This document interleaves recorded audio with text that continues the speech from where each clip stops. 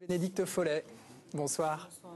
Alors je vais commencer avec votre petite fiche d'identité. Vous aimez la nature, les voyages à travers le monde. Vous n'aimez pas l'incohérence. Vous avez l'air très posé, mais en fait, vous faites un métier qui réclame d'avoir le cœur bien accroché. Vous êtes cascadeuse. Tout à fait. Alors racontez-nous comment ça a démarré. Alors ça a démarré tout à fait par hasard, puisque au départ, je n'ambitionnais pas du tout de faire ça, puisque je ne connaissais pas vraiment le métier à l'époque. Quand j'avais 19 ans, j'ai rencontré donc un cascadeur qui s'appelle Mario Loraci. On va voir des images de Mario Loraci Voilà. d'ailleurs. J'ai souhaité m'occuper de ses chevaux. Il m'a dit pas de problème. Je suis allée chez lui et j'ai rencontré donc une cascadeuse qui était chez lui. J'ai vu ce qu'était le métier. Et je dis mais c'est ça que je veux faire, quoi. Donc ça a été le coup de foudre. Ouais, vraiment ce coup de foudre. Voilà, ça fait 30 ans que ça dure. Donc... Alors justement, on va vous découvrir dans vos exploits avec ce portrait réalisé par Stanislas Madège et Jérôme Arignon.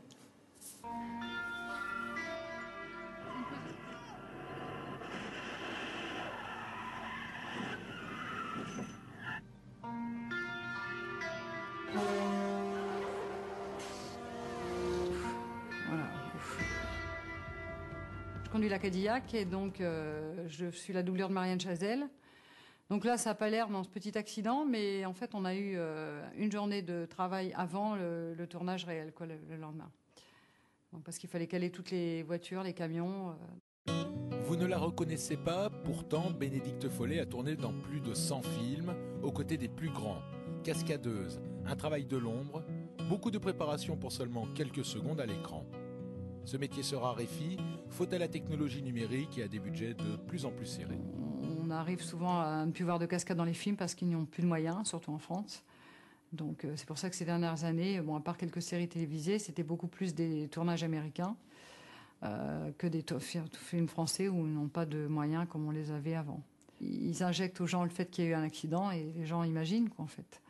Donc, et ça évite. Ou alors on dit c'est passé ça et on montre pas, quoi, en fait. De toute évidence, Bénédicte ne pouvait pas être cascadeuse toute sa vie. Dans la campagne compiègnoise, elle est donc revenue à ses premières amours. Le cascadeur, il vieillit, comme tout le monde. Et ce qui fait qu'à un moment, on n'a plus forcément tant de contrats. Et donc, il faut prévoir autre chose, quoi. Mais quand on a une vie très chargée en cascade, on a envie d'avoir une vie très chargée à l'élevage. Et donc moi, avec mes poulinières, mes étalons, les débourrages, les sorties en concours, j'ai une vie plutôt bien remplie. Bénédicte Follet s'est désormais fait un nom dans le monde de l'élevage, à tel point que ses clients réservent les poulains avant même leur naissance. Après, bon, on espère que la personne qui va l'acheter va pouvoir bien le valoriser. Parce qu'après, il y a le cheval, donc il y a les qualités intrinsèques du cheval, mais après, il y a ce que le cavalier va lui apporter. On vit sur la génétique, sur ce qu'ont fait les frères et sœurs, les parents, donc pour se donner une idée de ce qu'il pourra être capable de faire. Mais en même temps, quand ils naissent, on voit assez vite s'ils ont des dispositions ou pas. Comme lui, par exemple, il a beaucoup de dispositions pour le dressage par rapport à ses allures. Bon, qu'on ne voit pas forcément là en pâture, mais sur du plat, il est exceptionnel, donc qui vient de son père. Et donc, on sait qu'il peut travailler dans les 3 disciplines, donc là, c'est un plus, quoi. Donc c'est pour ça que c'est mon intérêt de le garder pour le faire approuver étalon.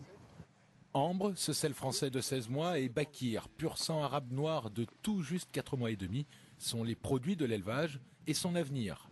Leur destin est déjà tracé. Ils sont les futurs étalons de Bénédicte Follet. Je vous observais pendant que vous regardiez le reportage. On sent que vous les aimez, vos chevaux. Ah oui, surtout ces 3-là, oui. Ouais, vous les regardez avec beaucoup d'amour. Oui, beaucoup d'amour. Et je vois déjà ce qu'ils vont faire plus tard. Et ça, c'est vraiment très intéressant. Donc on voit Ambre, là, le plus grand avec sa grande liste. J'ai sa sœur qui a 7 ans, qui fait des grosses épreuves. Et j'imagine déjà dans 7 ans, donc il a qu'1 an, mais ça va venir vite de toute façon.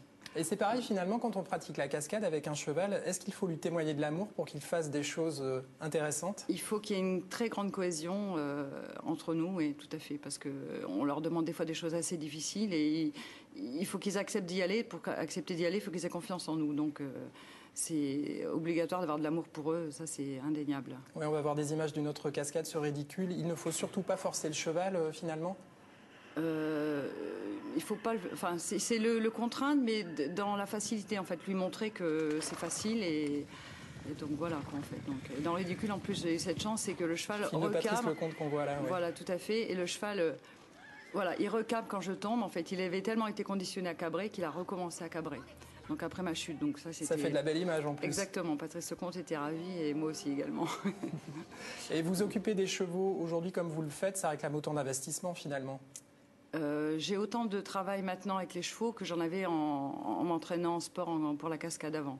Donc c'est tous les jours. Donc tous les matins, il faut se lever, il faut les entretenir et autres. Et donc ça prend du temps, mais en même temps, c'est une satisfaction. Donc, eh bien, merci beaucoup à vous. Perdu. C'est déjà terminé, malheureusement. Merci. On aurait l'occasion d'en parler encore, je l'espère. Très bonne soirée à vous, évidemment. On se retrouve demain pour vos informations régionales. Bonne soirée, à demain.